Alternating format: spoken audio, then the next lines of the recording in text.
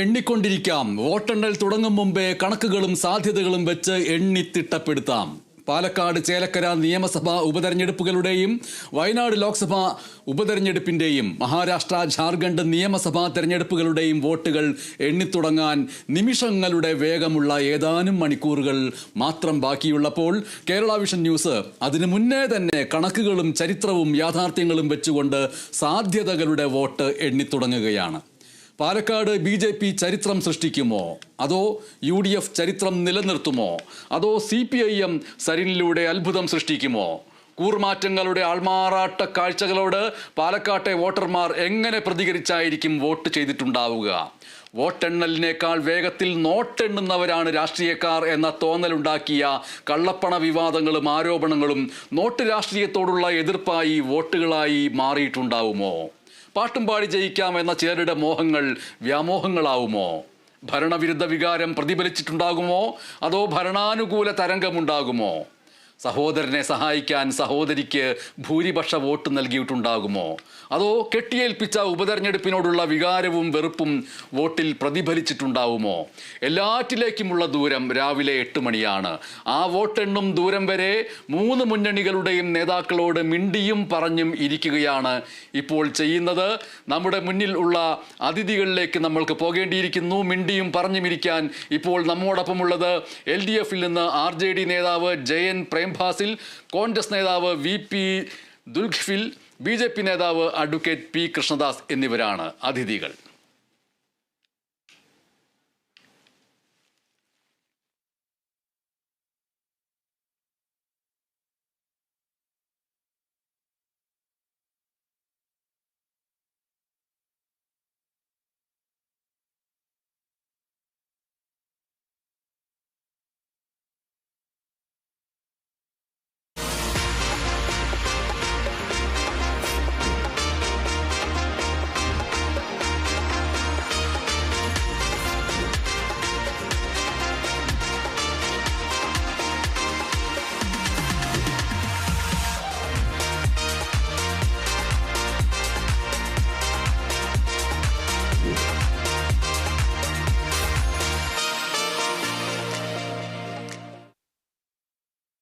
LDF-ൽ നിന്ന് RJD നേതാവ് ജയൻ പ്രേംഭാസിൽ, BJP-യിൽ നിന്ന് അഡ്വക്കേറ്റ് P കൃഷ്ണദാസ് എന്നിവർ നമ്മോടൊപ്പം ചേരുന്നു. ഒപ്പം തന്നെ കോൺഗ്രസിൽ നിന്ന് VP ദുൽഖിഫിൽ അല്പസമയത്തിനകം ചേരുകയും ചെയ്യുന്നു.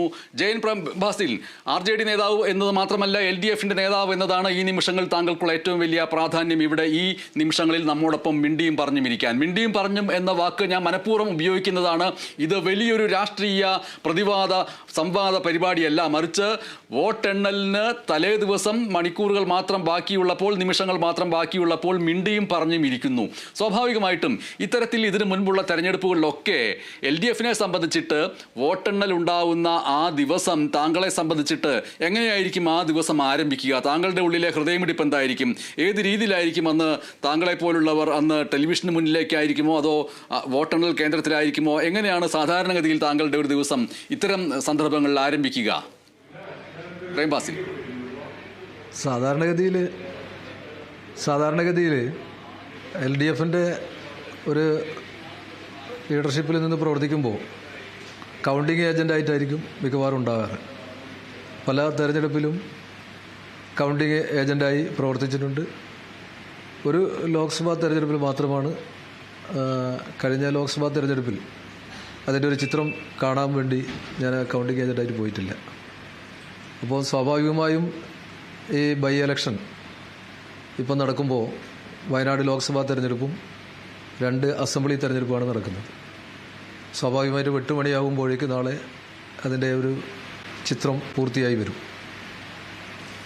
നമ്മളെ സംബന്ധിച്ചിടത്തോളം താങ്കളിലേക്ക് വരികയാണെങ്കിൽ താങ്കളെ സംബന്ധിച്ചിട്ട് എങ്ങനെയായിരിക്കും സാധാരണ തെരഞ്ഞെടുപ്പ് ദിനങ്ങളിൽ അതിൻ്റെ വോട്ടെണ്ണൽ ദിനത്തിൽ ഏത് രീതിയിലായിരിക്കും? പ്രത്യേകിച്ചും നേമത്തും തൃശ്ശൂരിലും മാത്രമാണ് വലിയ ആഹ്ലാദത്തിലേക്ക് പോകാൻ കഴിഞ്ഞിട്ടുള്ളത്. ബാക്കിയുള്ള എല്ലാ തെരഞ്ഞെടുപ്പിൻ്റെയും വോട്ടെണ്ണലിനെ സംബന്ധിച്ചിട്ട് എത്ര വോട്ട് വിഹിതം കിട്ടുമെന്ന് ഉള്ള ആകാംക്ഷ മാത്രമായിരിക്കുമല്ലോ ഉണ്ടാവുക. ഇത്തവണ അതിൽ നിന്ന് എന്ത് വ്യത്യാസമാണ് ഉണ്ടാവുക? എല്ലാ തെരഞ്ഞെടുപ്പിലും ഒരു രാഷ്ട്രീയ പ്രവർത്തകൻ എന്ന നിലയ്ക്ക് സ്വാഭാവികമായും അതിൻ്റെ തെരഞ്ഞെടുപ്പ് ദിവസത്തിലാണെങ്കിലും അതിന് മുൻപുള്ള ദിവസങ്ങളിലാണെങ്കിലും വോട്ടെണ്ണൽ ദിവസത്തിലാണെങ്കിലും ഒക്കെ രാവിലെ മുതൽ സസൂക്ഷ്മം അതിൻ്റെ നടപടിക്രമങ്ങൾ, അതോടൊപ്പം തന്നെ അതിൻ്റെ വോട്ടെണ്ണാൻ എടുക്കുന്ന അതിൻ്റെ ക്രമീകരണങ്ങൾ ഇത് മുതൽ ശ്രദ്ധയോടുകൂടി വീക്ഷിക്കുകയും അത് കാണുകയും അതിൻ്റെ വിലയിരുത്തൽ നടത്തുകയും ഒക്കെ ചെയ്യുക എന്നുള്ളത് ഏതൊരു രാഷ്ട്രീയ പ്രവർത്തകനെ സംബന്ധിച്ചും സ്വാഭാവികമായി നടക്കുന്ന ആ ദിവസത്തെ പ്രവർത്തനത്തിൻ്റെ ഭാഗമാണ്. വോട്ടെണ്ണൽ ദിവസം സ്വാഭാവികമായും നേരത്തെ തന്നെ എല്ലാ രാഷ്ട്രീയ പാർട്ടി പ്രവർത്തകരും അവരവരുടെ താവളങ്ങളിൽ, അവരവരുടെ കേന്ദ്രങ്ങളിൽ, അവരവരുടെ മേഖലകളിൽ സജീവമാവുകയും വോട്ടെണ്ണാൻ നിശ്ചയിക്കപ്പെട്ടിട്ടുള്ള ആളുകൾ വോട്ടെണ്ണാൻ പോവുക, അതിൻ്റെ പുറത്ത് അതിൻ്റെ പ്രവർത്തനങ്ങൾക്ക് ക്രോഡീകരിക്കാൻ നിൽക്കുന്നവർ ആ തരത്തിലുള്ള പ്രവർത്തനങ്ങളുമായി പോവുക, ഇതൊക്കെ ഒരു രാഷ്ട്രീയ പ്രവർത്തകരെ സംബന്ധിച്ചിടത്തോളം അവരുടെ അതിൽ നിന്ന് വ്യത്യസ്തമായി ഇത്തവണ കൂടുതലൊരു ആവേശം ഉണ്ടാകുമോ? അതായത് വിജയപ്രതീക്ഷയോടുകൂടി ഒരു വോട്ടെണ്ണൽ കേന്ദ്രത്തിലേക്ക് പോവുക എന്നുള്ളത് ആദ്യമായിട്ടായിരിക്കുമല്ലോ തൃശ്ശൂരിൽ നിന്ന് വ്യത്യസ്തമായി. അങ്ങനെയല്ല, BJP സംബന്ധിച്ച് BJP പ്രതിനിധി എന്നുള്ള നിലക്ക് ഞങ്ങൾ മറ്റ് സംസ്ഥാനങ്ങളിലെ തിരഞ്ഞെടുപ്പ് നടക്കുന്ന സമയത്താണെങ്കിലും പാർലമെൻറ്റ് തിരഞ്ഞെടുപ്പ് നടക്കുന്ന സമയത്താണെങ്കിലും ത്രിതല പഞ്ചായത്ത് അതുപോലെ തന്നെ നിയമസഭാ തിരഞ്ഞെടുപ്പുകൾ നടക്കുന്ന സമയത്താണെങ്കിലും ഒക്കെ സജീവമായി അതിൻ്റെ പ്രവർത്തനത്തിൻ്റെ ഭാഗമായി നേരിട്ട് ഇടപെടുക, നേരിട്ട് ആ പ്രവർത്തനത്തിൻ്റെ ഭാഗമായി നിലനിൽക്കുക എന്നുള്ളതാണ് സ്വാഭാവികമായി നടക്കുന്നൊരു പ്രക്രിയ. അതിൽ കൂടുതലായി എന്ന് പറഞ്ഞാൽ അതിൻ്റെ ആവേശവും അതിൻ്റെ പ്രവർത്തനത്തിലുള്ള സന്തോഷവും ഒക്കെ ഉണ്ടാകുന്നത് പാർട്ടി ജയിച്ചു വരുന്ന സാഹചര്യം ഉണ്ടാകുമ്പോഴാണ്, പാർട്ടിയുടെ സ്ഥാനാർത്ഥികൾ ജയിച്ചു വരുന്ന സാഹചര്യം ഉണ്ടാകുമ്പോഴാണ്. അതെല്ലാം ജയിച്ചു വരുന്ന സാഹചര്യം വരെയും കാത്തു നിൽക്കേണ്ടതുണ്ടോ? പാലക്കാടൊക്കെ വോട്ട് എണ്ണി തുടങ്ങുമ്പോൾ തന്നെ വലിയ പ്രതീക്ഷയല്ലേ, അത് ചരിത്രം മാറ്റി എഴുതുമെന്നൊക്കെ പറയുന്നത് കൊണ്ട് നാളത്തെ വോട്ടെണ്ണൽ ദിനത്തിൽ BJP നേതാവ് എന്നുള്ള നിലയ്ക്ക് താങ്കൾക്ക് അഡ്വക്കേറ്റ് P. കൃഷ്ണദാസിന് ഒരു വോട്ടെണ്ണൽ കേന്ദ്രത്തിലെത്തുമ്പോൾ അത് BJPയുടെ സുനിശ്ചിതമായ ജയം എന്നുള്ള നിലയ്ക്ക് തന്നെ ആ വോട്ടെണ്ണൽ കേന്ദ്രത്തിൽ ഇതിനു മുമ്പുണ്ടായിരുന്നതിനേക്കാൾ കൂടുതൽ സന്തോഷത്തോടു കൂടിയും ആവേശത്തോടു കൂടിയും നിൽക്കാൻ കഴിയില്ലേ? തീർച്ചയായും അങ്ങനെ തന്നെയാണ്. ഈ തെരഞ്ഞെടുപ്പിൻ്റെ തുടക്കം മുതൽ കേരളത്തിൽ എല്ലാവരും ശ്രദ്ധിക്കുന്നൊരു മണ്ഡലമായി പാലക്കാട് മാറി. വയനാട് മണ്ഡലത്തെ സംബന്ധിച്ചും ചേലക്കര മണ്ഡലത്തെ സംബന്ധിച്ചുമൊക്കെ ഉപതെരഞ്ഞെടുപ്പിൻ്റെ ചർച്ചകളും ഉപതെരഞ്ഞെടുപ്പിൻ്റെ രാഷ്ട്രീയവുമൊക്കെ ചർച്ച ചെയ്യുമ്പോഴും ഈ തെരഞ്ഞെടുപ്പിൽ ഏറ്റവും പ്രധാനപ്പെട്ട ഉപതെരഞ്ഞെടുപ്പുകളിലെ 3 മണ്ഡലങ്ങളിൽ പാലക്കാട് മണ്ഡലമാണ് ഏറ്റവും ശ്രദ്ധാകേന്ദ്രമായി മാറിയത്.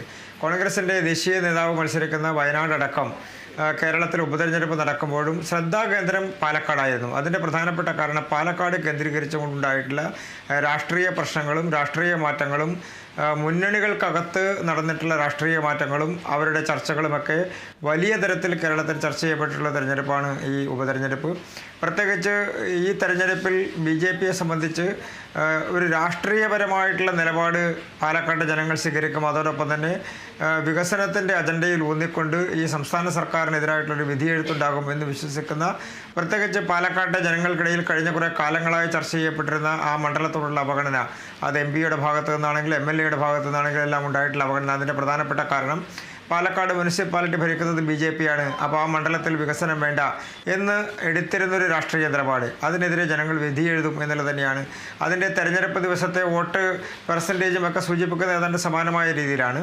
അപ്പോൾ സ്വാഭാവികമായും അതൊരു വലിയ ചർച്ചയായിട്ടുണ്ട്. അത് ജനവികാരമായി തെരഞ്ഞെടുപ്പിൽ ബോധ്യപ്പെടും എന്നുള്ളത് തന്നെയാണ് ഞങ്ങൾ പ്രതീക്ഷിക്കുന്നത്.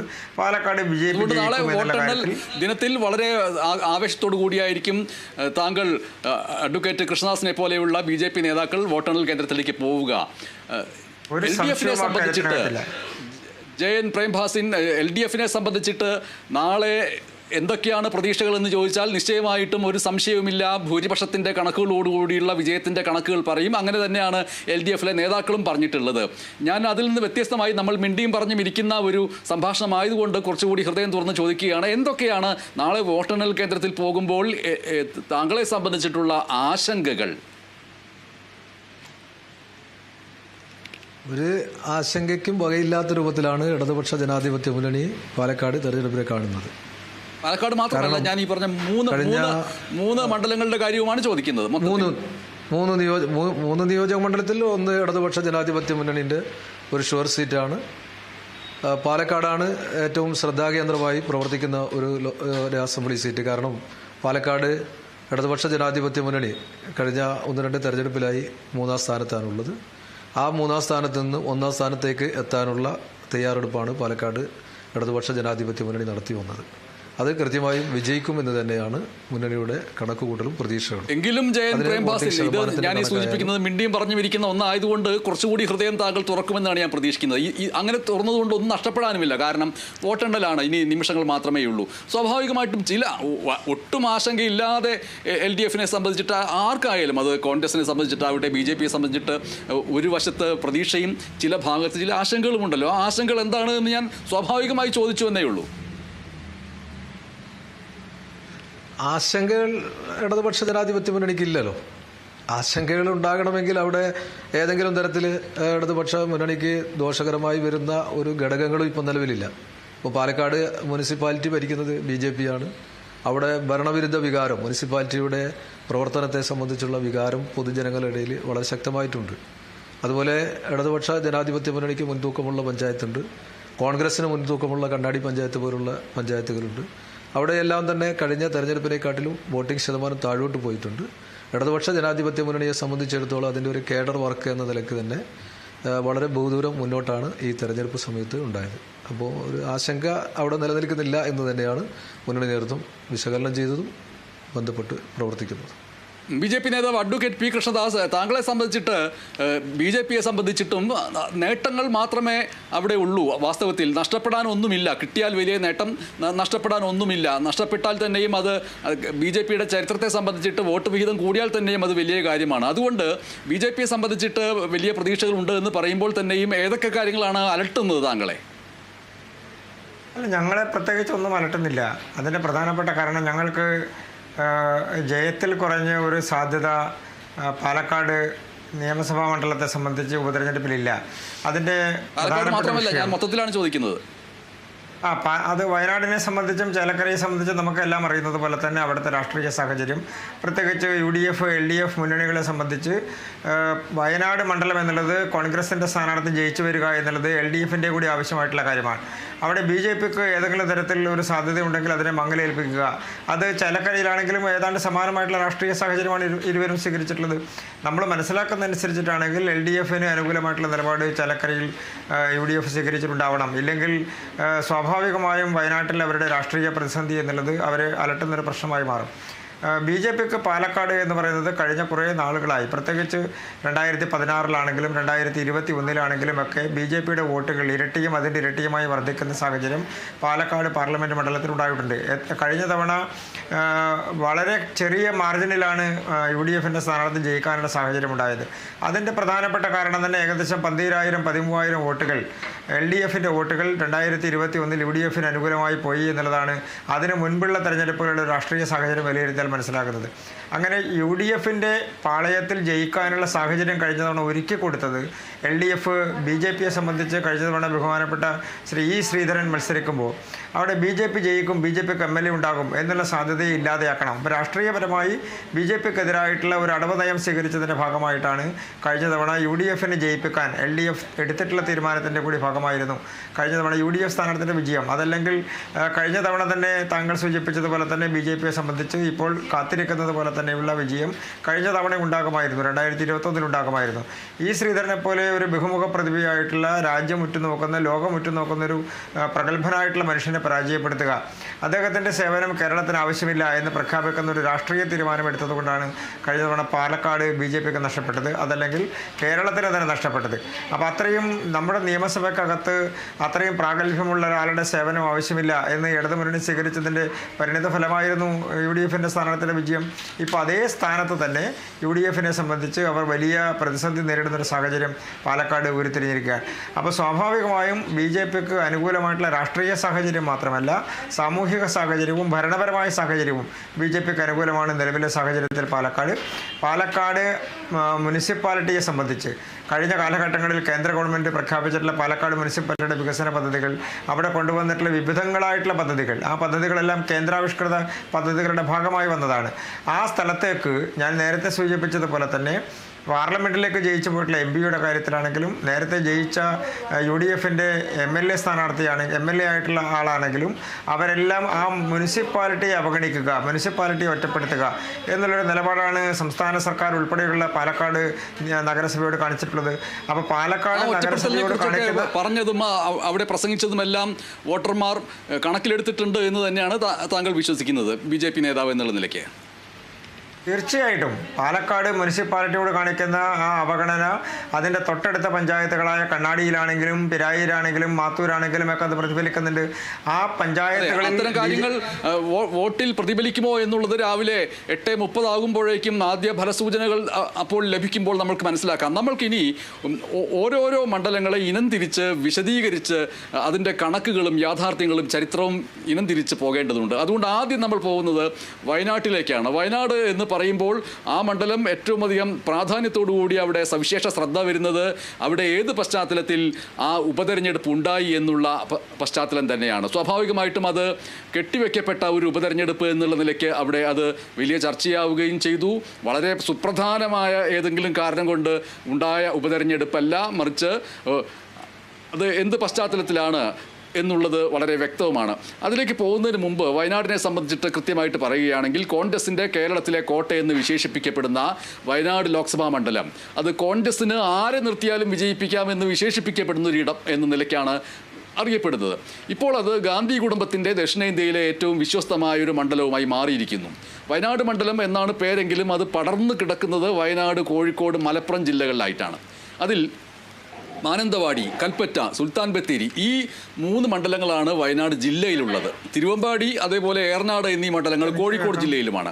നിലമ്പൂർ, വണ്ടൂർ മണ്ഡലങ്ങൾ മലപ്പുറം ജില്ലയിലുമാണ്. ഇങ്ങനെ വയനാട് ജില്ലയിലും അതേപോലെ തന്നെ കോഴിക്കോട്, മലപ്പുറം ജില്ലയിലുമായിട്ട് പടർന്നു കിടക്കുന്ന മണ്ഡലങ്ങളായതുകൊണ്ട് തന്നെ വയനാട് എന്ന ഒറ്റ പേരിട്ട് വിളിക്കുമ്പോൾ തന്നെ ഈ അതിർത്തികൾക്കപ്പുറത്തുള്ള ജനവിഭാഗങ്ങളുടെ രാഷ്ട്രീയ താല്പര്യങ്ങൾ ഒരുപക്ഷെ വിഭിന്നങ്ങളായി പോവുകയും ചെയ്യുന്നു എന്നുള്ളതൊരു യാഥാർത്ഥ്യവുമാണ്. 2021 നിയമസഭാ തെരഞ്ഞെടുപ്പ് നമ്മൾ നോക്കുകയാണെങ്കിൽ അതിൽ മാനന്തവാടി, തിരുവമ്പാടി ഈ മണ്ഡലങ്ങൾ അവിടെ CPM ആയിരുന്നു മുന്നിലുണ്ടായിരുന്നത്. അന്ന് സുൽത്താൻ ബത്തേരി, കൽപ്പറ്റ, വണ്ടൂർ എന്നീ മണ്ഡലങ്ങളിൽ കോൺഗ്രസ് ആയിരുന്നു മുന്നിലുണ്ടായിരുന്നത്. ഏറനാട്ട് മുസ്ലിം ലീഗും നിലമ്പൂരിൽ ഇടതുപക്ഷ സ്വതന്ത്രനും മുന്നിൽ നിന്നു. വയനാട് മണ്ഡലം നിലവിൽ വന്നത് 2009 അന്നത്തെ പോളിംഗ് ശതമാനം എന്ന് പറയുന്നത് 74.74 ആയിരുന്നു. കോൺഗ്രസിലെ MI ഷാനവാസിന് അന്ന് റെക്കോർഡ് ഭൂരിപക്ഷം ലഭിക്കുകയും ചെയ്തു. 1,53,439 വോട്ടുകൾ. 2014 ആവുന്നു, അപ്പോഴും കോൺഗ്രസിലെ ഷാനവാസ് ജയിക്കുന്നു. പക്ഷേ അന്ന് പോളിംഗ് ശതമാനം 73.25 ആയിരുന്നു. ഭൂരിപക്ഷം ഷാനവാസിന് കുത്തനെ കുറഞ്ഞതിൻ്റെ കാഴ്ച അന്നുണ്ടായി. 2019 ആകുമ്പോഴാണ് രാഹുൽ ഗാന്ധി അവിടെ മത്സരിക്കാനെത്തുന്നതും അത് ദേശീയ ശ്രദ്ധയിലേക്കും ഒരുപക്ഷേ ലോക ശ്രദ്ധയിലേക്കും എത്തുന്നത്. അതോടുകൂടി പോളിംഗ് ശതമാനം കുത്തനെ കൂടുന്നു, 80.33%. രാഹുലിന് റെക്കോർഡ് ഭൂരിപക്ഷം ലഭിക്കുകയും ചെയ്തു. 4,31,770 വോട്ടുകളുടെ ഭൂരിപക്ഷം. 2024 ഏപ്രിൽ മാസം, അതായത് ഈ വർഷം ഏപ്രിൽ മാസം നടന്ന ലോക്സഭാ തെരഞ്ഞെടുപ്പിൻ്റെ ഫലം വരുമ്പോൾ അന്നത്തെ പോളിംഗ് ശതമാനം ഓർക്കേണ്ടതുണ്ട്. 74.22%. രാഹുലിൻ്റെ ഭൂരിപക്ഷം 3,64,422. അത് വളരെ പ്രധാനപ്പെട്ട ഒരു ഭൂരിപക്ഷമാണ്, 2ാം തവണയും എന്നുള്ള നിലയ്ക്ക്. പക്ഷേ രാഹുൽ ഗാന്ധി റായ്ബറേലി നിലനിർത്തി, വയനാടിനെ ഉപേക്ഷിക്കുകയല്ല ചെയ്തത് എന്ന് ആവർത്തിച്ച് പറഞ്ഞുവെങ്കിലും സാങ്കേതികമായിട്ടും പ്രായോഗികമായിട്ടും അത് ഉപേക്ഷിക്കൽ തന്നെയാണ്. ആ ഉപേക്ഷിക്കലിനെ വൈകാരികതയുടെ മേമ്പൊടികൾ ചേർത്തുകൊണ്ട്, സഹോദരിയെ ചേർത്ത് നിർത്തിക്കൊണ്ട് അതിനെ മറികടക്കാൻ ശ്രമിക്കുകയും ചെയ്തു. പ്രിയങ്ക ഗാന്ധി എത്തുന്നു.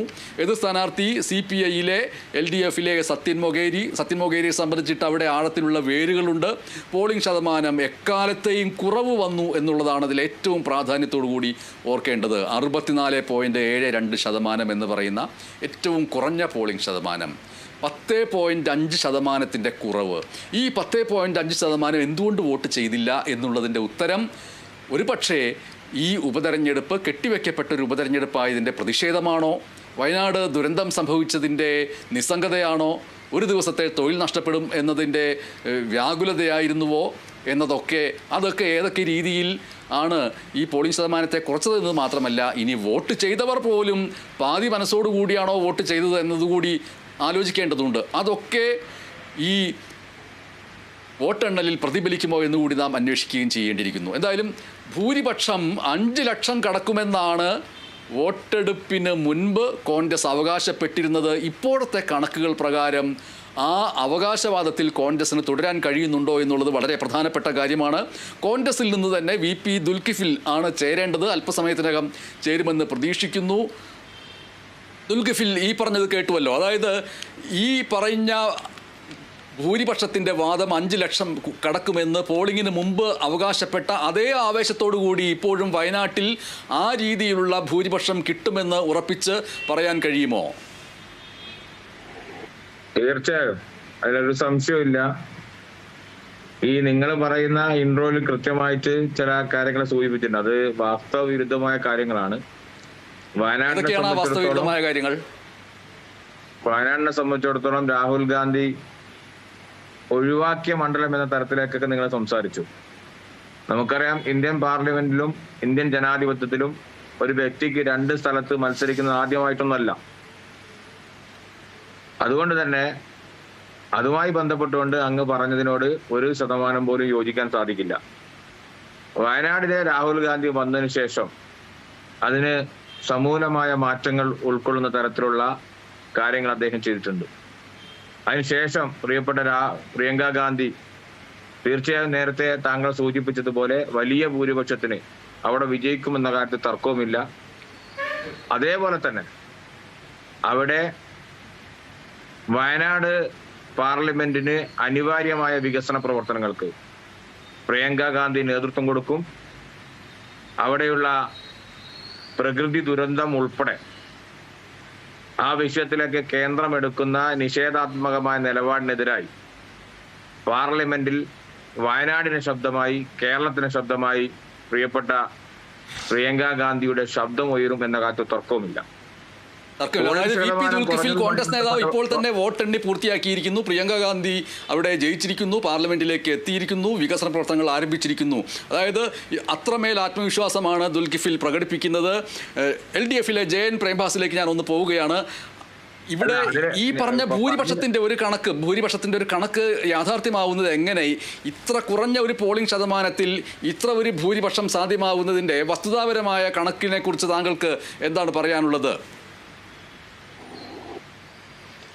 ഇപ്പോൾ കോൺഗ്രസിലെ ദുൽഫിക്കർ പറഞ്ഞത് 5 ലക്ഷം മറികടക്കുന്ന അദ്ദേഹം കാര്യങ്ങൾ അറിയാതെയാണ് സംസാരിക്കുന്നത് എന്ന് എനിക്ക് തോന്നുന്നത്. കാരണം അവിടെ പോൾ ചെയ്ത വോട്ട് അതിൻ്റെ ശതമാനക്കണക്കും കാര്യങ്ങളൊക്കെ വെച്ച് നോക്കുമ്പോൾ ഒരു തരത്തിലും അത് 5 ലക്ഷത്തിലേക്ക് എത്തില്ല എന്ന് എല്ലാവർക്കും അറിയാം. കോൺഗ്രസ് അവകാശപ്പെട്ടത് പ്രിയങ്ക ഗാന്ധി കേരളത്തിലേക്ക് വന്നു കഴിഞ്ഞാൽ പ്രിയങ്കയ്ക്ക് രാഹുലിനെക്കാട്ടിലും വലിയൊരു ഭൂരിപക്ഷം നേടിക്കൊടുക്കണം എന്ന ആഗ്രഹം ഉണ്ടായിരുന്നു. അത് പൊതുവെ കോൺഗ്രസ്സുകാരെ ആഗ്രഹം മാത്രമായിരിക്കും. ഒരു തരത്തിലും വയനാട്ടിൽ നിന്ന് പ്രിയങ്കയ്ക്ക് 5 ലക്ഷം ഭൂരിപക്ഷം കടക്കാൻ സാധിക്കില്ല എന്ന് മാത്രമല്ല, ഭൂരിപക്ഷം താഴോട്ട് പോകും. ഇടതുപക്ഷ ജനാധിപത്യ മുന്നണിയെ സംബന്ധിച്ചിടത്തോളം വയനാട് ലോക്സഭാ സീറ്റ്, അപ്പോൾ വയനാടും കോഴിക്കോടും മലപ്പുറവും ചേർന്ന് നിൽക്കുന്ന ആ വയനാട് ലോക്സഭാ സീറ്റിൽ കോൺഗ്രസിന് വ്യക്തമായ മെജോറിറ്റി ഉള്ള സ്ഥലമാണ്.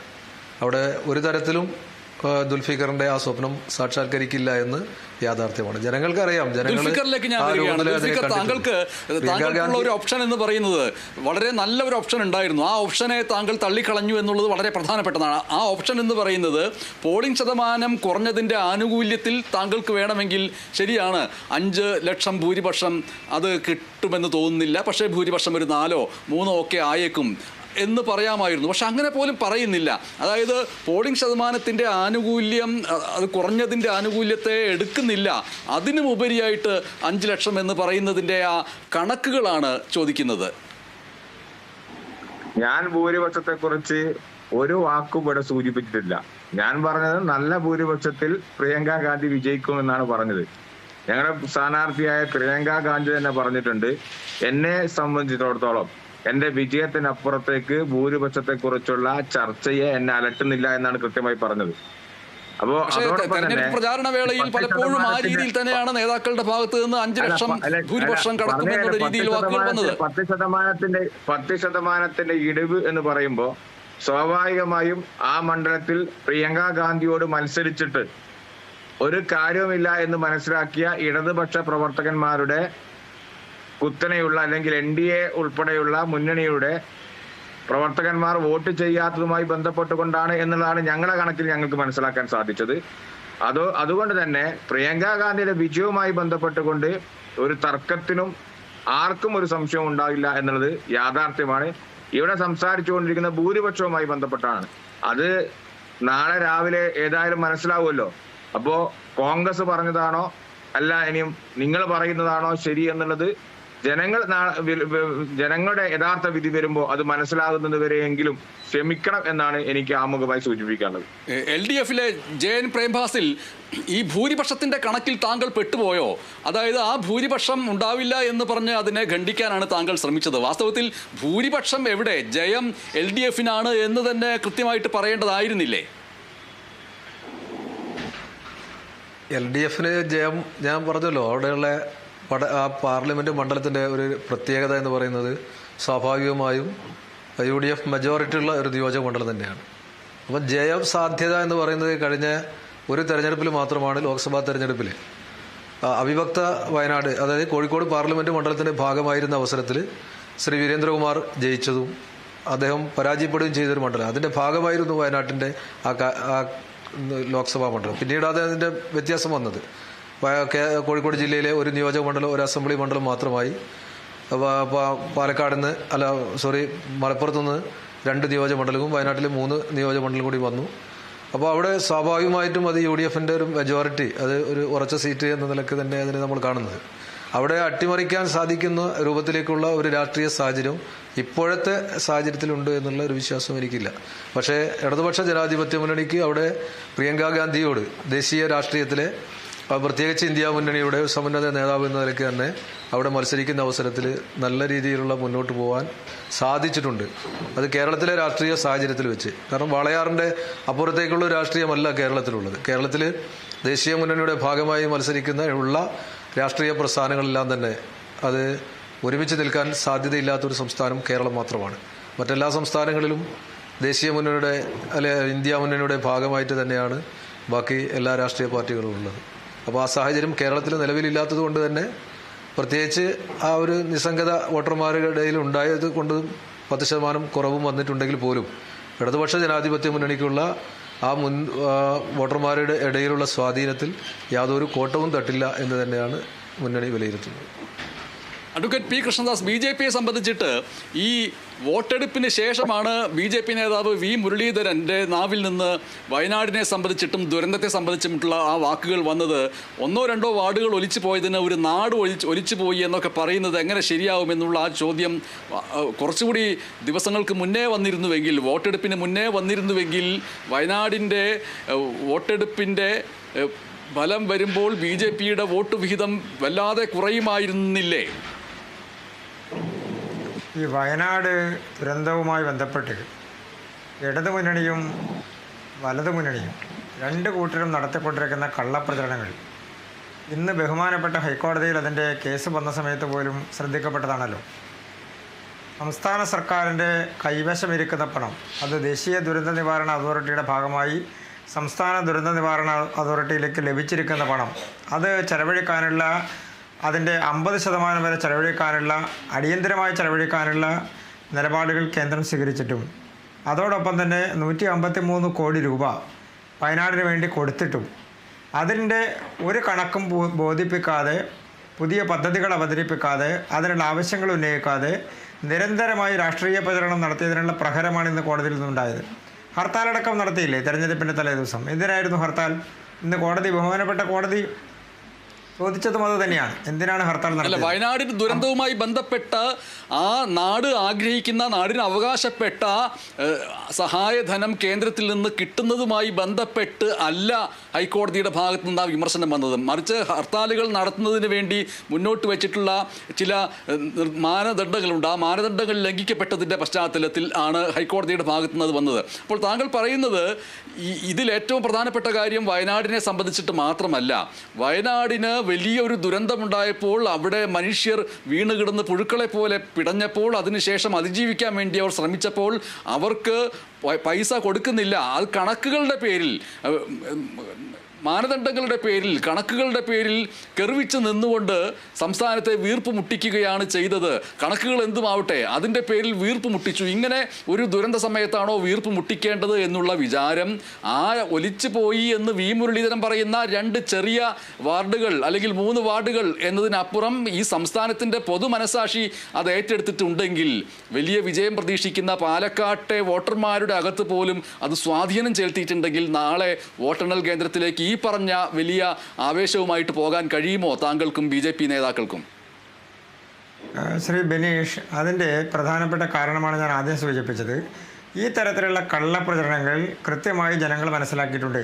കേന്ദ്ര ഗവൺമെൻറ് ദേശീയ ദുരന്ത നിവാരണ അതോറിറ്റിയിൽ നിന്ന് കൊടുത്തിട്ടുള്ള പണമല്ലാതെ മറ്റൊരു പണവും സംസ്ഥാന ഗവൺമെൻറ് ചെലവഴിച്ചിട്ടില്ല. ബഹുമാനപ്പെട്ട മുഖ്യമന്ത്രിയുടെ ദുരിതാശ്വാസ നിധിയിലേക്ക് കിട്ടിയിട്ടുള്ള പണം അത് ചെലവഴിച്ചോ എന്നുള്ളതിൻ്റെ കണക്കുകൾ പോലും വന്നിട്ടില്ലല്ലോ, എത്ര രൂപ ചെലവഴിച്ചു എന്ന് പോലും.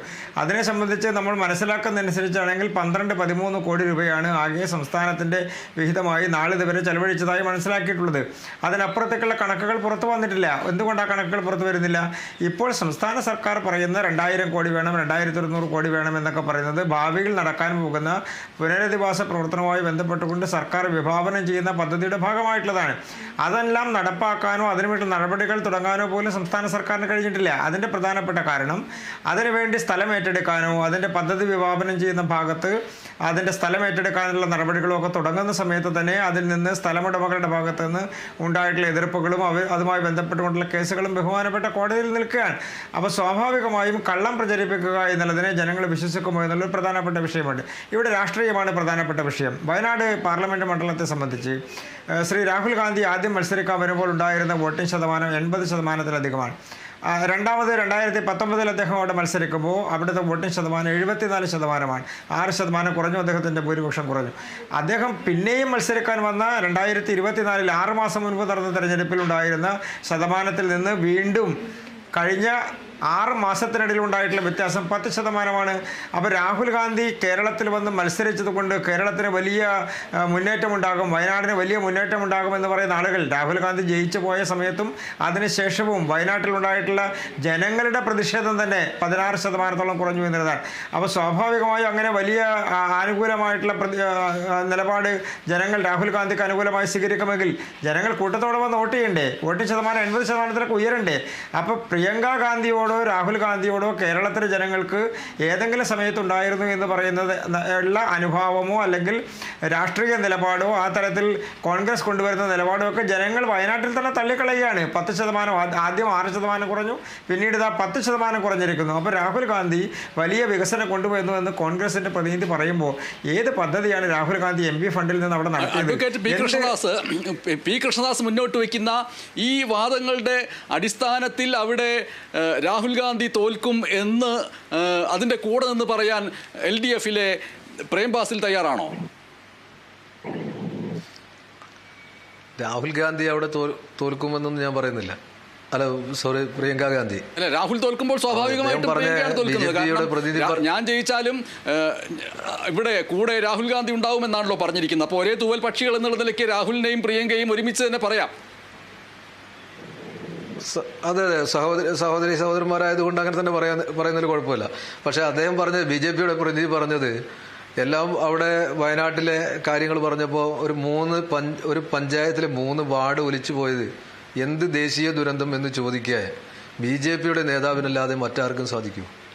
അവിടുത്തെ ദയനീയമായ കാഴ്ച, ആ ഒരു സാധാരണക്കാരെ കരളലിയിപ്പിക്കുന്ന ആ ദയനീയമായ കാഴ്ച ഇപ്പോഴും ചാലിയാർ പുഴയിലൂടെ ശവശരീരങ്ങൾ, അവശിഷ്ടങ്ങൾ കിട്ടിക്കൊണ്ടിരിക്കുക.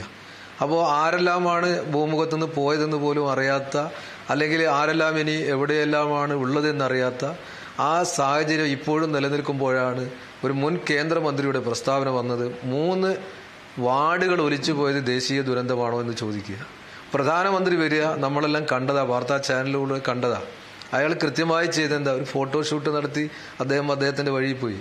കേരളത്തിന് അവിടെയുള്ള ജനങ്ങളുടെ ഒരു ജീവിതം ഇനി തിരിച്ചു പിടിക്കുക, അല്ലെങ്കിൽ അവരുടെ കൃഷി, അവരുടെ അസ്തിത്വം, അവരുടെ കുടുംബം, അവരെല്ലാം നഷ്ടപ്പെട്ടിട്ട് ഒരു നയാ പൈസയ്ക്ക് കണക്ക് പറയലല്ലല്ലോ വേണ്ടത്. മനുഷ്യത്വപരമായ ഒരു സമീപനം കേരളത്തോട് കാണിച്ചിട്ടുണ്ടായിരുന്നെങ്കിൽ, അവിടുത്തെ ജനങ്ങളോട് ആ സമീപനം പ്രധാനമന്ത്രി കാണിച്ചിട്ടുണ്ടായിരുന്നെങ്കിൽ അല്ലെങ്കിൽ കേരളത്തിലുള്ള ഒരു മുൻ കേന്ദ്രമന്ത്രി ആ സമീപനം കാണിച്ചിട്ടുണ്ടായിരുന്നെങ്കിൽ അങ്ങനെ അദ്ദേഹം പറയുമായിരുന്നു. എന്നിട്ടിപ്പോൾ ദേശീയ ദുരന്ത നിവാരണ ഫണ്ടിൽ ഇത്രയുണ്ട്, നിങ്ങൾ അത് കൊടുക്കൂ, ചിലവഴിക്കൂ, എന്നിട്ട് അതിൻ്റെ ഇത് കണക്ക് ചോദിക്കേണ്ട ഒരു സംഗതി അല്ലല്ലോ. അവിടെയുള്ള ഒരു വിഭാഗം നല്ല ഒരു ശതമാനം ആളുകളും ഭൂമുഖത്ത് തന്നെ നഷ്ടപ്പെട്ടു പോയിരിക്കുക, അവരുടെ സർവസ്വവും നഷ്ടപ്പെട്ടു പോയിരിക്കുക. എല്ലാം നഷ്ടപ്പെട്ടു പോയ ആളുകളോട് കണക്ക് ചോദിക്കുന്നതിന് പകരം ചേർത്ത് നിർത്താനുള്ള ശ്രമമായിരുന്നു പ്രധാനമന്ത്രിയും അതുപോലെ തന്നെ കേരളത്തിലെ BJP നേതൃത്വവും ശ്രമിക്കേണ്ടത്. പക്ഷെ അതല്ല ചെയ്യുന്നത്. അപ്പോൾ അവിടെ വികസന പ്രവർത്തനം ഒരു ഘട്ടത്തിൽ പാർലമെന്റ് അംഗങ്ങൾക്കുണ്ടായിരുന്ന MP ഫണ്ട് നിർത്തലാക്കി കഴിഞ്ഞ ആളുകളാണ് ഈ പറയുന്നത് MP ഫണ്ട് എന്ത് ചെലവഴിച്ചെന്നു. അവിടെ രാഹുൽ ഗാന്ധിയോ അല്ലെങ്കിൽ പ്രിയങ്ക ഗാന്ധിയോ അല്ലെങ്കിൽ കോൺഗ്രസോ അല്ലെങ്കിൽ ഇന്ത്യ മുന്നണിയോ ഒന്നും അല്ലല്ലോ ഇന്ത്യ രാജ്യം ഭരിക്കുന്നത്.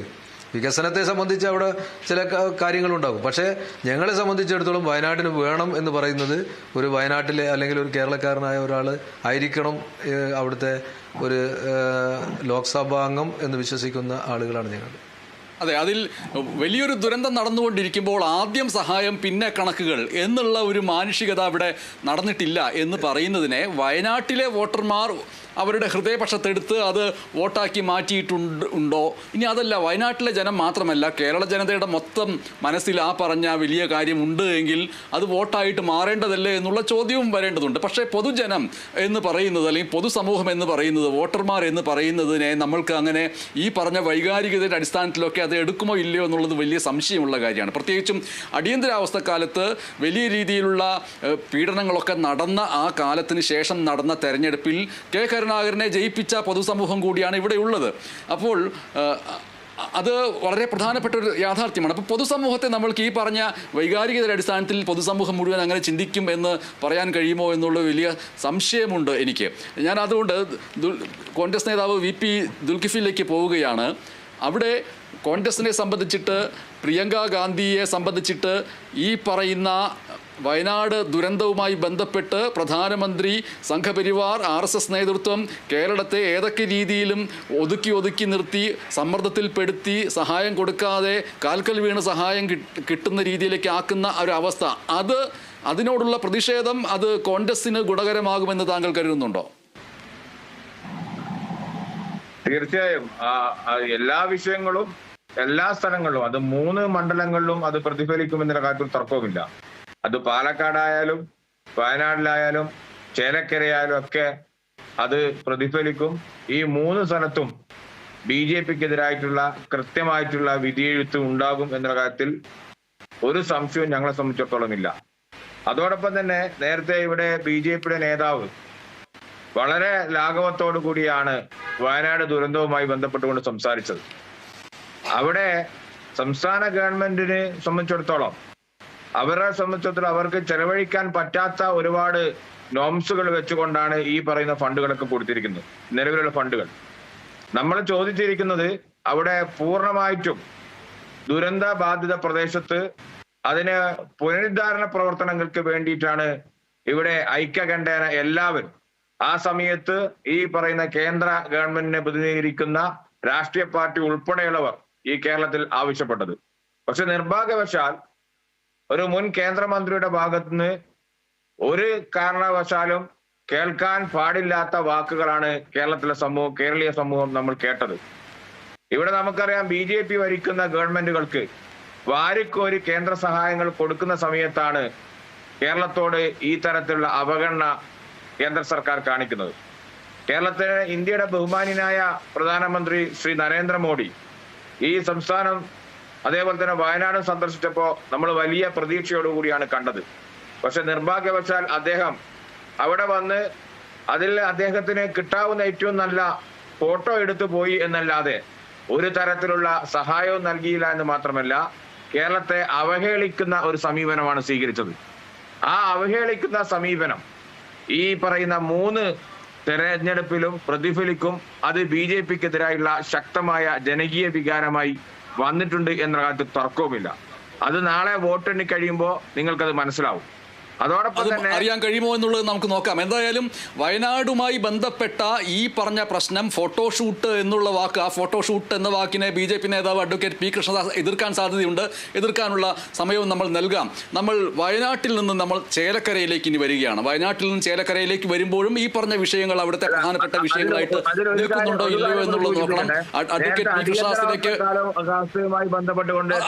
അതിനെക്കുറിച്ച് മറുപടി പറയാൻ താങ്കൾക്ക് അവസരം നൽകാം. ചേലക്കരയെ കുറിച്ച് പറഞ്ഞു വരുമ്പോൾ കൃത്യമായിട്ടും ഈ പറഞ്ഞതിനെ കുറിച്ച് ഞാൻ പറഞ്ഞ ആ അടിയന്തരാവസ്ഥ കാലത്തെ കുറിച്ച് ഞാൻ പറഞ്ഞ ആ വാക്കുകളോട് എതിരഭിപ്രായം ഉണ്ടെങ്കിൽ നിശ്ചയമായിട്ടും അത് പറയാനുള്ള സാവകാശം തന്നിരിക്കും. ഒരു സംശയമില്ല. ചേലക്കരയിലേക്ക് വരുമ്പോൾ അതിനുള്ള ഇടം കിട്ടും, ഒരു സംശയം വേണ്ട. തൃശ്ശൂർ ജില്ലയിലെ ചേലക്കരയിലേക്ക് നമ്മൾ വരികയാണ്. അവിടെ വരുമ്പോഴുള്ള പ്രത്യേകത ഇടതുപക്ഷത്തെയും വലതുപക്ഷത്തെയും ജയിപ്പിച്ച പാരമ്പര്യം അവിടെ എപ്പോഴും സജീവമായിട്ട് നിൽക്കുന്നു.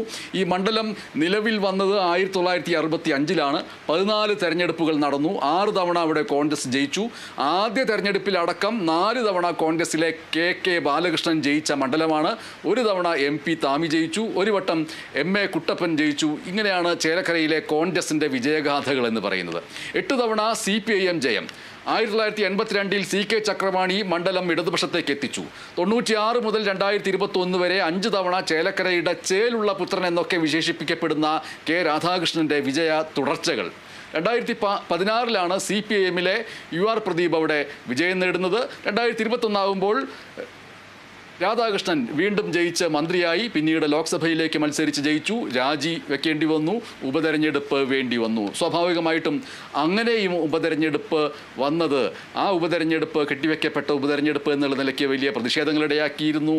ഒപ്പം തന്നെ അദ്ദേഹത്തെ പോലെയുള്ളൊരു വ്യക്തി കേരളത്തിലെ ദേവസ്വം വകുപ്പ് എന്ന് പറയുന്ന പ്രധാനപ്പെട്ട വകുപ്പ്, ഒരു പിന്നാക്ക ഇടത്തിൽ നിന്ന് വരുന്ന ഒരു വ്യക്തി അത് കൈയാളുന്നതിലുള്ള ഒരു സവർണമായ താല്പര്യങ്ങളാണ് അതിൻ്റെ പിറകിലുണ്ടായിരുന്നത്.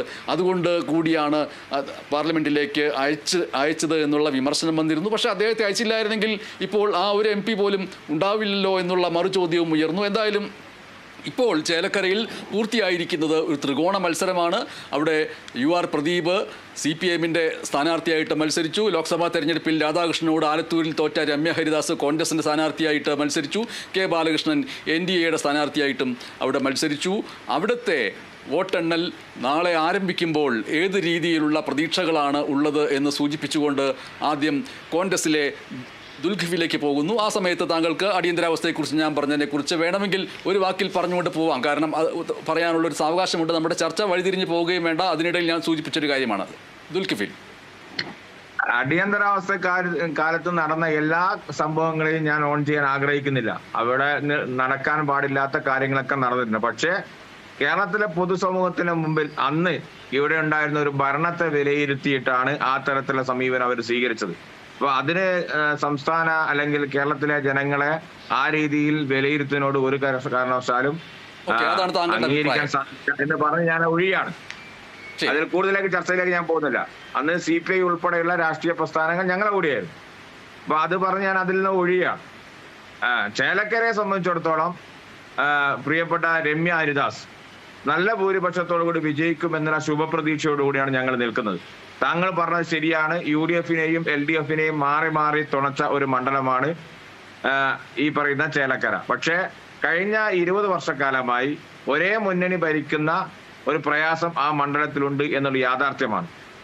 നേരത്തെ സൂചിപ്പിച്ചതുപോലെ നമ്മുടെ മുൻ സ്പീക്കറായിരുന്ന മുൻ മന്ത്രിയായിരുന്ന രാധാകൃഷ്ണൻ, അദ്ദേഹത്തിന്റെ ഒരു വലിയ ജനകീയ പിന്തുണയുണ്ട്. ആ പിന്തുണയൊന്നും നമ്മൾ കുറച്ച് കാണിക്കുന്നില്ല. പക്ഷേ കഴിഞ്ഞ ലോക്സഭാ തെരഞ്ഞെടുപ്പിൽ ചേലക്കരയിൽ അത്രമാത്രം പിന്തുണ ഈ രമ്യ ഹരിദാസ് മത്സര സമയത്ത് പാർലമെന്റിൽ പോലും കിട്ടിയിട്ടില്ല എന്നൊരു യാഥാർത്ഥ്യം. 5000 വോട്ടിന്റെ നേരിയ ഭൂരിപക്ഷമാണ് ഈ പറയുന്ന ചേലക്കര മണ്ഡലത്തിൽ രാധാകൃഷ്ണൻ കിട്ടിയിരുന്നത്.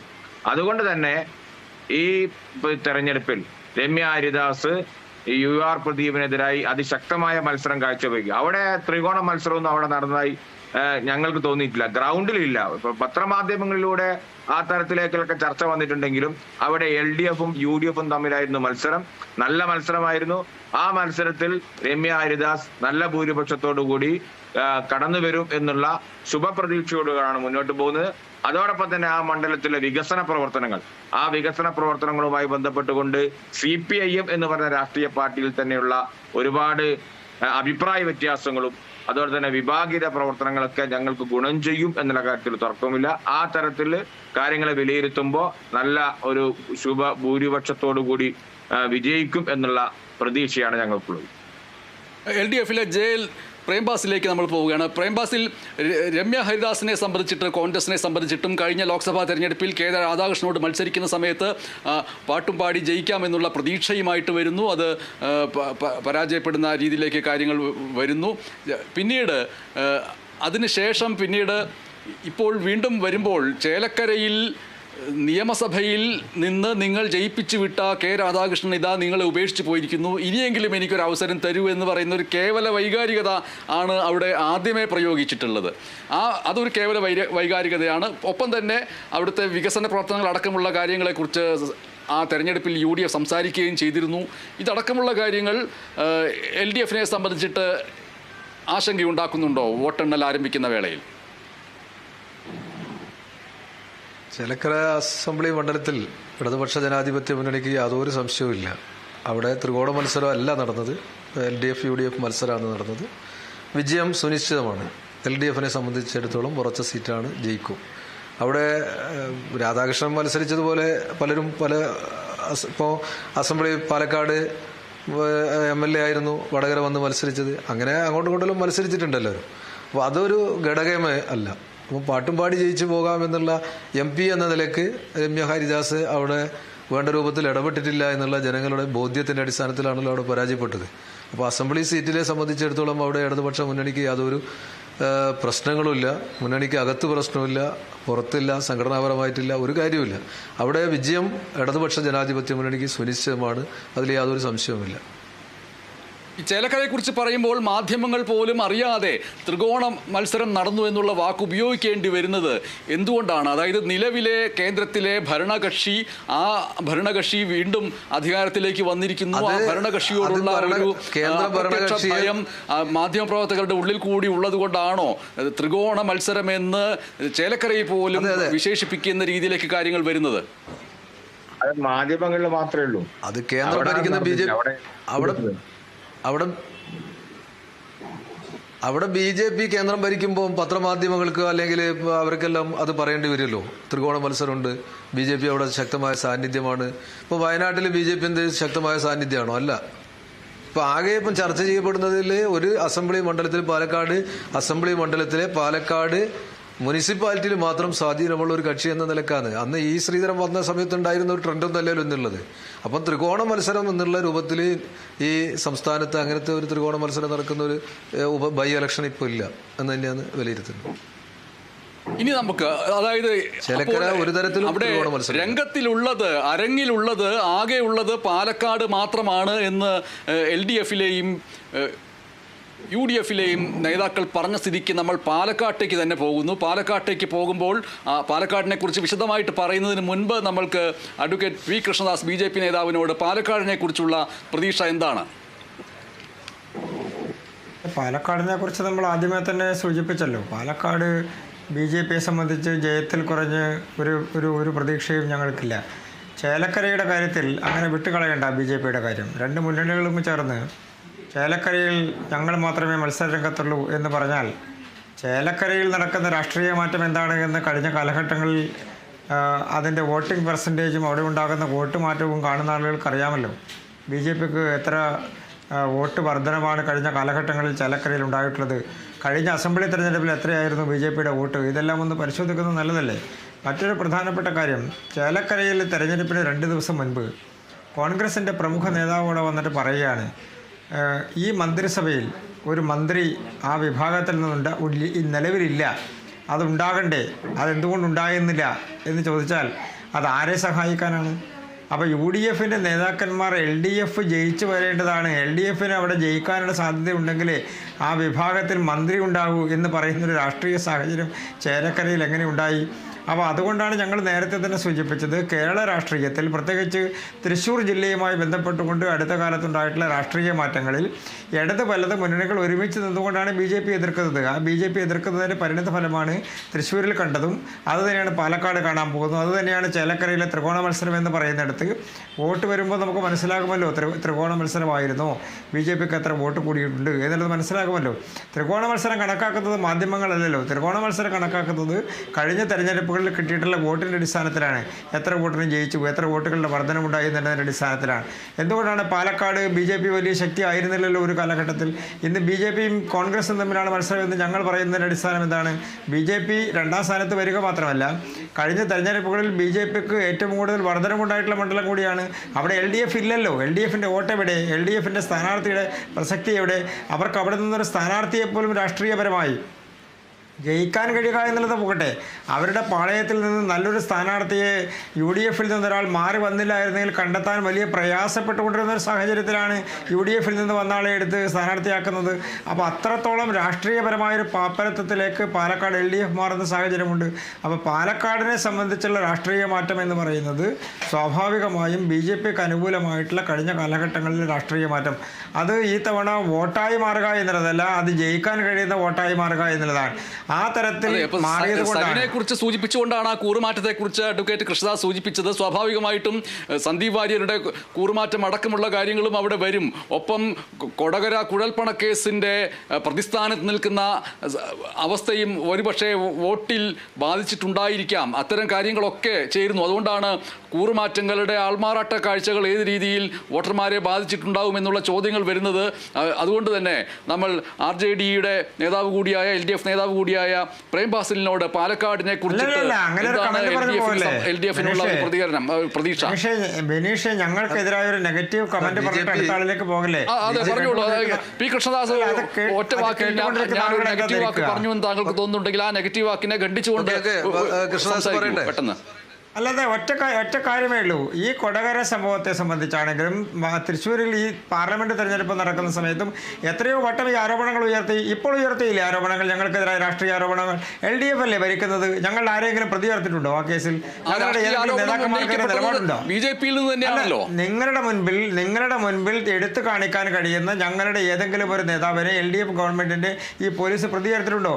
ഞങ്ങൾക്കെതിരെ ശബരിമല പ്രക്ഷോഭം നടന്ന സമയത്ത് 10,000-ത്തിലധികം കേസുകൾ കേരളം മുഴുവൻ എടുത്ത പോലീസാണ് കേരളത്തിലെ രാഷ്ട്രീയ യോഗങ്ങളിൽ, വിശദീകരണ യോഗങ്ങളിൽ ഇക്കാര്യങ്ങൾ കൃത്യമായിട്ട് പറഞ്ഞിട്ടുണ്ട് എങ്കിൽ പോലും വോട്ടർമാർ എന്ന് പറയുന്നത് BJPയുടെ പൊതുയോഗങ്ങളിൽ പങ്കെടുക്കുകയും അതിന്റെ ക്ലാസുകൾ കേൾക്കുകയും ചെയ്യുന്നവർ മാത്രമല്ലല്ലോ എന്നുള്ളതാണ് അതിന്റെ ഒരു മറുവശം. ഞാൻ നാളെ വോട്ടെണ്ണൽ ആരംഭിക്കുമ്പോൾ ഇത്തരം കാര്യങ്ങൾ അതിൽ ഉൾപ്പെട്ടിട്ടുണ്ടാകുമോ എന്നുള്ള സ്വാഭാവിക ചോദ്യമാണ് ചോദിക്കുന്നത്. ആ കൊടകര ഇരിക്കുന്ന പാർലമെന്റ് മണ്ഡലത്തിൽ രണ്ട് മുന്നണികളും ചേർന്ന് ഇത്രയും വലിയ കള്ളപ്രചരണം നടത്തിയപ്പോൾ സുരേഷ് ഗോപി ജയിച്ചത് 70,000 വോട്ടിന്റെ ഭൂരിപക്ഷത്തിലാണ്. അവിടുത്തെ ഗുരുവായൂർ ഒഴിച്ചുള്ള എല്ലാ അസംബ്ലി മണ്ഡലത്തിലും അദ്ദേഹത്തിന്റെ ഭൂരിപക്ഷം 10,000-ത്തിന് മേലെയാണ്. അപ്പോൾ സ്വാഭാവികമായും ആ പാർലമെന്റ് മണ്ഡലം, ഞങ്ങൾക്കെതിരെ ഏറ്റവും വലിയ ആരോപണം ഉന്നയിച്ച പാർലമെന്റ് മണ്ഡലത്തിൽ 70,000 വോട്ടിന് ജയിക്കാൻ കഴിയുക എന്ന് പറഞ്ഞാൽ രണ്ട് മുന്നണികളും ഉന്നയിച്ച രാഷ്ട്രീയ ആരോപണങ്ങൾ എവിടെ പോയി? ഈ ആരോപണങ്ങളെല്ലാം അതിലംഘിച്ചുകൊണ്ട് പാലക്കാട് എത്ര വോട്ടിന്റെ ഭൂരിപക്ഷത്തിൽ ജയിക്കുമെന്നാണ് BJP പ്രതീക്ഷിക്കുന്നത്? BJP ജയിക്കുന്നതിന് ഭൂരിപക്ഷം നിങ്ങൾക്ക് നാളെ കാണാമല്ലോ. BJPക്ക് എത്ര വോട്ടിന് ഭൂരിപക്ഷത്തോട് ജയിക്കാൻ കഴിയുമെന്നത്. പാലക്കാട് ഏതാണ്ട് സമാനമായ രാഷ്ട്രീയ സാഹചര്യമല്ലേ ഉയർത്തിയത് BJPക്കെതിരായി. BJPക്കെതിരായിട്ടായിരുന്നല്ലോ രണ്ട് മുന്നണികളുടെയും. UDFിൻ്റെ നേതാക്കന്മാർ ഏതെങ്കിലും ഒരു ഘട്ടത്തിൽ LDFിനെ കടന്നാക്രമിച്ചിട്ടുണ്ടോ? LDF UDFിനെ കടന്നാക്രമിച്ചിട്ടുണ്ടോ രാഷ്ട്രീയപരമായി പാലക്കാട്? ഇല്ല. അതിൻ്റെ പ്രധാനപ്പെട്ട കാരണം BJP ആയിരുന്നു രണ്ട് കൂട്ടരുടെയും മുഖ്യ ശത്രു എന്നുള്ളതാണ് പാലക്കാട്.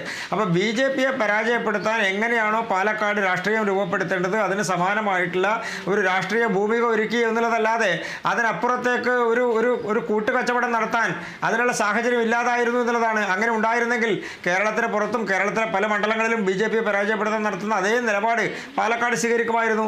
അപ്പോൾ BJPക്ക് എതിരായിട്ടുള്ള രാഷ്ട്രീയം പയറ്റുന്നതിൽ പാലക്കാട് കഴിഞ്ഞ ഒരു മാസത്തിലേറെ കാലമായി ഉപതെരഞ്ഞെടുപ്പ് പ്രഖ്യാപിക്കുന്ന സമയം മുതൽ നിരന്തരമായി ഞങ്ങൾക്കെതിരെയല്ലേ രാഷ്ട്രീയം ഉയർത്തപ്പെട്ടു വന്നത്. അപ്പോൾ സ്വാഭാവികമായും അതൊക്കെ ജനങ്ങൾ മനസ്സിലാക്കിയിട്ടുണ്ട്. കേരളത്തിൽ നിലവിലുള്ള രാഷ്ട്രീയ സാഹചര്യത്തിൽ രണ്ട് മുന്നണികളും എടുക്കുന്ന നിലപാടുകൾ, ആ നിലപാടുകളോട് പ്രത്യേകിച്ച് മുനമ്പം വിഷയത്തിൻ്റെ കാര്യത്തിലാണെങ്കിലും വഖഫുമായി ബന്ധപ്പെട്ടുകൊണ്ട് മറ്റ് പ്രദേശങ്ങൾ ഉയർന്നു വരുന്ന ചർച്ചകളുടെ കാര്യത്തിലാണെങ്കിലും പാലക്കാട് ഉണ്ടായിട്ടുള്ള മത തീവ്രവാദ സംഘടനകളുമായി ബന്ധപ്പെട്ടുകൊണ്ട് ഉയർന്നു വന്നിട്ടുള്ള ചർച്ചകൾ, അതൊക്കെ ആ പ്രദേശത്തെ ജനങ്ങൾ കാണുന്നതല്ലേ, അവർ അനുഭവിച്ചുകൊണ്ടിരിക്കുന്ന ആളുകൾ കാണുന്നതല്ലേ, അവർ ചർച്ച ചെയ്യുന്നതല്ലേ, അതിന്റെ എല്ലാം പ്രതിഫലനം ഉണ്ടാകുമല്ലോ.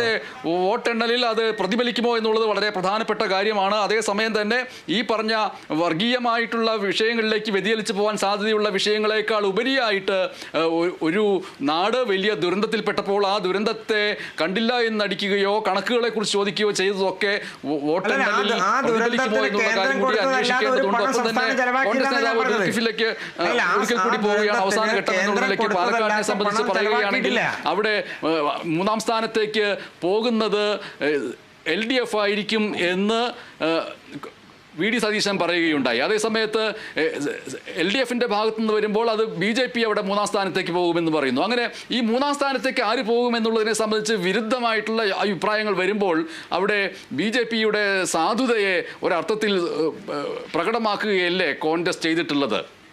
EP ദുൽഖിഫിൽ ഒരിക്കലുമില്ല. അവിടെ BJPയുടെ ഏറ്റവും കിട്ടാവുന്ന ഏറ്റവും നല്ല സ്ഥാനാർത്ഥിയാണ് കഴിഞ്ഞ തവണ മത്സരിച്ചത്. ആ കഴിഞ്ഞ തവണ മത്സരിച്ചപ്പോഴും പ്രിയപ്പെട്ട ഷാഫി പറമ്പിൽ മിന്നുന്ന വിജയമാണ് കരസ്ഥമാക്കിയത്. ഇത്തവണ നേരത്തെ BJPയുടെ പ്രതിനിധി പറഞ്ഞതുപോലെയല്ല BJPയുടെ അവസ്ഥ. അവിടെ BJPയുടെ സ്ഥാനാർത്ഥിയെ തോൽപ്പിക്കാൻ BJPയുടെ സംസ്ഥാന പ്രസിഡന്റ് തന്നെ അതിന് വേണ്ട സൗകര്യങ്ങളൊക്കെ അവിടെ ഒരുക്കിയിരുന്നു. അവിടെ BJPയെ സംബന്ധിച്ചിടത്തോളം അവര് തമ്മിലെ തർക്കം തീർക്കാൻ തന്നെ ഒരുപാട് ദിവസങ്ങൾ എടുത്തു എന്നുള്ളത് യാഥാർത്ഥ്യമാണ്.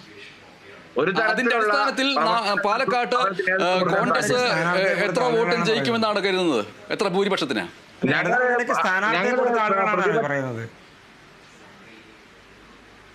കോൺഗ്രസ് നേതാവ് VP ദുൽകിഫിൽ BJP ഈ കോൺഗ്രസിനെ സംബന്ധിച്ചിട്ട് എത്ര വോട്ടിന് ജയിക്കുമെന്നാണ്, എത്ര ഭൂരിപക്ഷത്തിന് ജയിക്കുമെന്നാണ് കരുതുന്നത്? 10,000-ന്റെയും 15,000-ന്റെയും ഇടയിലുള്ള ഭൂരിപക്ഷത്തിന് അവിടെ UDFന്റെ സ്ഥാനാർത്ഥി വിജയിക്കും.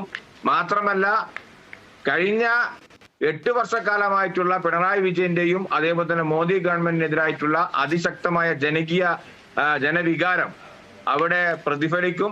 അത് നാളെ രാവിലെ 8:15 തന്നെ അതിന്റെ ആദ്യ സൂചന വരും. അതുകൊണ്ട് ഒരു സംശയവും അക്കാര്യത്തിൽ വേണ്ട. അത് മാത്രമല്ല പാലക്കാട് മണ്ഡലത്തിൽ പ്രത്യേകതയുണ്ട്. പാലക്കാട് മണ്ഡലത്തിൽ ഇത്തവണ UDFനോട് മത്സരിച്ചത് CJP എന്ന് പറയുന്ന ഒരു പുതിയ മുന്നണിയാണ്. ആ മുന്നണിക്കെതിരായിട്ടുള്ള അതിശക്തമായ ജനവികാരം അവിടെ ഉണ്ടാവും. നേരത്തെ മുനമ്പിൽ വിഷയമൊക്കെ സംസാരിച്ചു.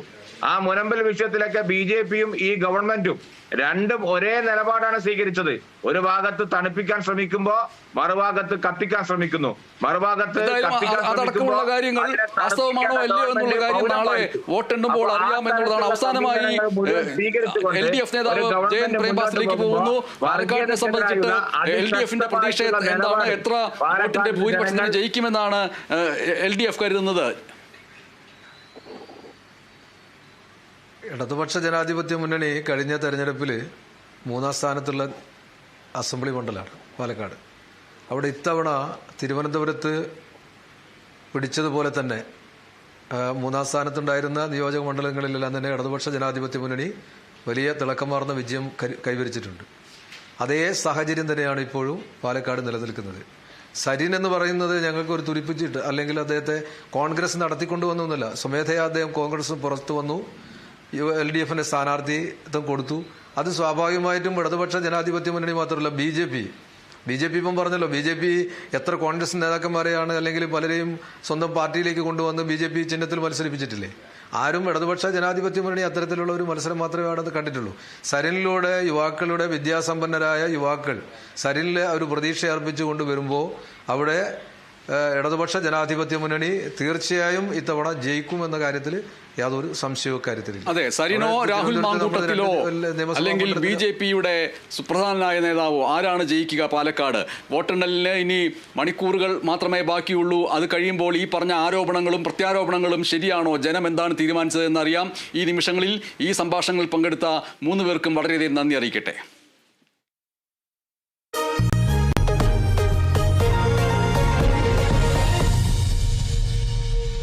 നയാ പൈസ വേണ്ട, കയ്യിൽ നയാ പൈസ വേണ്ട. എന്താ പറഞ്ഞ മുതലാളി? ഓക്സിജനിൽ നമുക്ക് വേണ്ട ഇലക്ട്രോണിക്സ് ഉൽപ്പന്നങ്ങൾ വാങ്ങാൻ നയാ പൈസ വേണ്ട. 0 ഡൗൺ പേയ്മെന്റിൽ സ്വന്തമാക്കാം. അത്